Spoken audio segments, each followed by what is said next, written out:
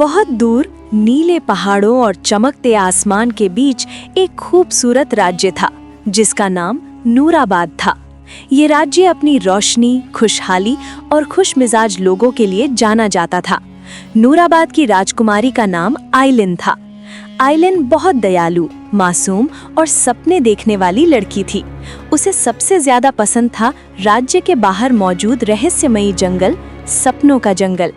कहा जाता था कि उस जंगल में जादू है, पेड़ बोलते हैं, फूल चमकते हैं और रात में तारे जमीन पर उतर आते हैं। लेकिन लोग ये भी कहते थे कि वहाँ एक अंधेरा साया रहता है जो लोगों के सपने चुरा लेता है। एक रात आइलिन ने एक अजीब सपना देखा। उसने देखा कि नूराबाद के लोग उदास हैं, बच्चे हंसना भूल गए हैं और आसमान की रोशनी फीकी पड़ गई है। तभी उसके सपने में एक छोटी सी परी आई और बोली, राजकुमारी आइलिन, सिर्फ तुम ही सपनों के जंगल को बचा सकती हो। सुबह आंख खुलते ही आइलिन ने फैसला कर लिया, वो जंगल जरूर जाएगी। उसने अपनी जादुई छड़ी उठाई और जैसे ही वो महल से निकली, एक सफेद लोमड़ी उसके पास आ गई। वो लोमड़ी खास थी, वो बोल सकती थी और बहुत समझदार थी। जैसे ही आइलिन जंगल में दाखिल हुई, सब कुछ जिंदा सा लगने लगा। फूल मुस्कुरा रहे थे, पेड़ रास्ता दिखा रहे थे और हवा में चमकती रोशनी तैर रही थी। लेकिन धीरे धीरे जंगल की रोशनी कम होने लगी। चारों ओर कोहरा फैल गया और ठंडी हवा चलने लगी। अचानक एक बड़ा सा अंधेरा साया उनके सामने आ खड़ा हुआ। वो डर और मायूसी से बना हुआ था।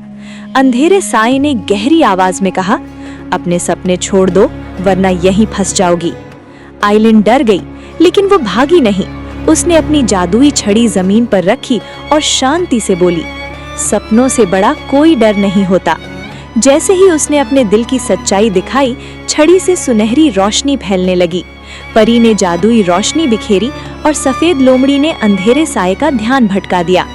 अंधेरा साया धीरे धीरे पिघलने लगा और रोशनी में बदलकर गायब हो गया।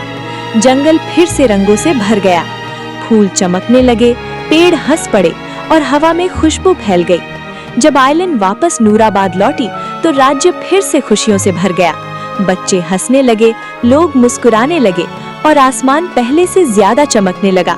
राजकुमारी आइलिन समझ चुकी थी कि असली जादू हिम्मत, सच्चाई और उम्मीद में होता है और इसी तरह सपनों का जंगल हमेशा के लिए सुरक्षित हो गया।